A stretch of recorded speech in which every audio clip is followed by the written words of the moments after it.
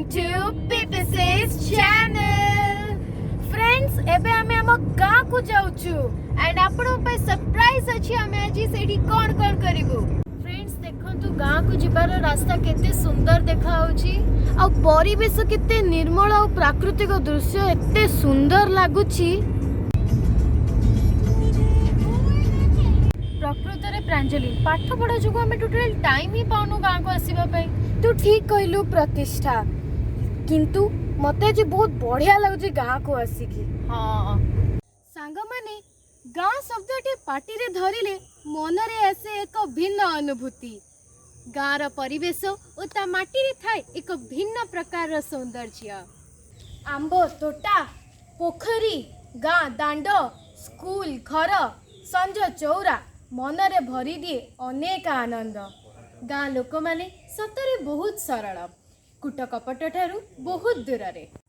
लोक माने गाँ छाड़ी समस्ते सहर रे रहिलेनी, किंतु निज माटी ओ माँ को कण के भूली पारे। छोटा मोर गाँटी, छोटा मोर गाँटी, छोटा मोर गाँटी, छोटा मोर गाँटी। भूगोल पोथी पतरे पछे, भूगोल पोथी पतरे पछे नथाउ तार नाटी। छोटा मोर गाँटी।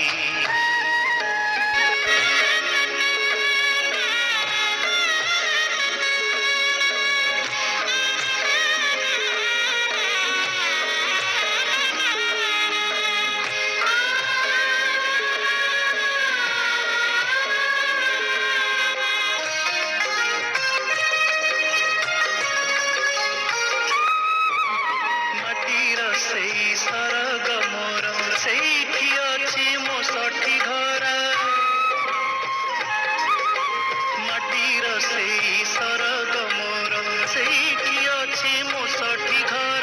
जଳିब पुणी सेठी शेषे, जलिब पुणी सेठी शेषे मोहर चिता नियाटी।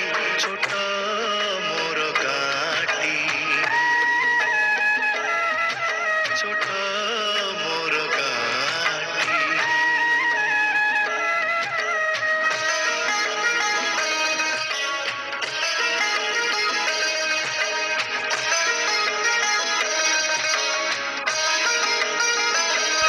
तारी लटा ताहारी बण, ता गाई गोठ मुरली सोन।